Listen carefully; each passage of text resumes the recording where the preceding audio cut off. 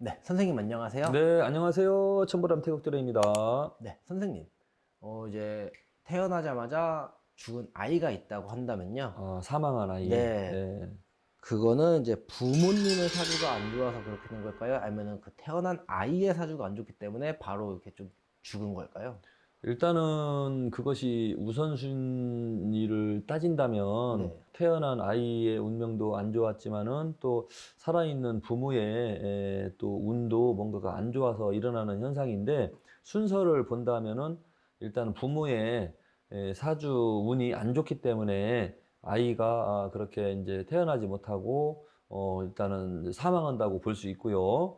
그리고 그 아이는 뱃속에서 태중에 있을 때부터 부모님의 영향을 받아요. 네, 아이는 선택권이 없어요. 그냥 우주에서 보내는 대로 엄마 아빠가 뭐 사랑을 해서 뱃속에 이제 잉태해가지고 거기에 이제 뭐 3개월, 4개월 지나면서 이제 혼백이 들어가서 자리를 잡죠. 그러면 뱃속이 아이한테는 세상이거든요. 엄마 뱃속이 자기가 자랄 수 있는 세상이야. 그러면은 세상 밖으로 나오는 게 출생이거든요. 세상 밖으로 나오는 게 출생. 그럼 출생을 했을 때도 스스로 일어서기에는 자립하기에는 어려운 상태잖아요. 엄마의 젖을 먹어야 되고 엄마의 보살핌, 엄마의 사랑으로 크기 때문에 아이의 선택권이 없어요.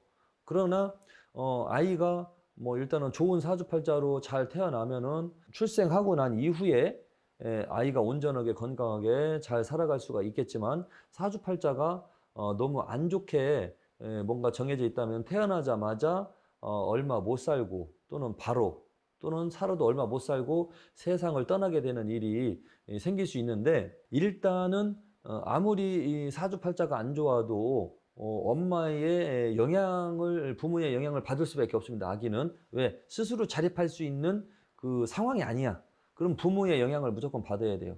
뱃속에 있을 때부터 부모가 스트레스 받고 싸우고 짜증나고 막 하면은 뱃속에 있는 아이들이 제대로 못 커서 발달 장애아로 태어나는 경우가 많습니다. 지금 주변에 발달 장애 아이로 태어난 사람들은 부모가 약을 먹었다든지 스트레스를 심하게 받았다든지 아이가 뱃속에 있을 때 놀랬다든지 아이가 뱃속에 있을 때 그 부모들이 부부끼리 엄청 싸우고 큰 소리 치고 짜증내고 뭔가 그 스트레스를 받게 했기 때문에 그 발달 장애아로 태어나는 경우가 거의 8, 90%입니다. 이것은 저의 견해입니다. 제가 30년 동안 그 임상을 해보니까 그랬습니다. 그러니까 이거는 부모의 팔자가 좋아야죠. 부모의 팔자가 좋아야 스스로 자립할 수 없는 아이한테도 부모가 줘야 되거든요. 간접적인 영향을 줘야 되거든요. 그러면 수은번을 따진다면 1순위가 부모의 운이 좋아야 돼요. 자, 이거를 다시 한번 또 해석을 한다면은, 부모의 운이 너무 안 좋아. 예를 들어서 요즘에 뉴스에 이제 많이 나오잖아요. 그거 뭐야, 미혼모. 아이들이 뭐 생각 없이 어떻게 뭐 가정을 이루고 아이를 만든 게 아니라 남자친구랑 어쩌고 저쩌고 하다가 임신이 됐어. 그래가지고 그거를 갖다가 숨기고 있다가, 화장실에 가서 뭐 빠뜨렸다는 둥, 태어나자마자 유기해서 뭐 버렸다는 둥, 그 대부분 보면은 아이들이 태어나자마자 죽는 경우는 그 아이를 낳을 수 없는 부모였거든요. 어쨌거나 뱃속에 아이가 생기면은 그 엄마는 부모 역할이거든요. 그러면 그 부모가 뭐 가정 환경이 안 좋았다든지 가출한 소녀일 수도 있고 집안이 안 좋으니까 일찍부터 나가갖고 남자 친구랑 관계하다가 임신까지 되죠. 제대로 집안이 분위기가 되고 가정 교육이 돼 있었다면 그런 경우가 있겠습니까? 그러니까 그 아이의 엄마 인생 자체도 안 좋은 거죠. 그러니까 뭐 아이를 키울 수 없으니까 뭐 병원 가서 수술할 병원 돈은 없고 남자친구랑 만난 것은 뭐 자기 남편감도 아니고 정식으로 결혼해서 모든 걸 갖춘 다음에 아이를 임신한 것도 아니고 그러니까 대부분 그 조건을 갖추지 못한 상태에서 아이가 만들어지면은 대부분 사망이거나 태어난다 하더라도 이런 그 보육시설로 보내지게 되거든요. 자, 이거는 보면은 아이의 부모 역할을 하는 사람이 인생이 안 좋은 거예요. 그런 인생을 가진 부모한테 아이가 태어난 것도 인연법이겠죠. 그건 이제 두 번째인 거죠.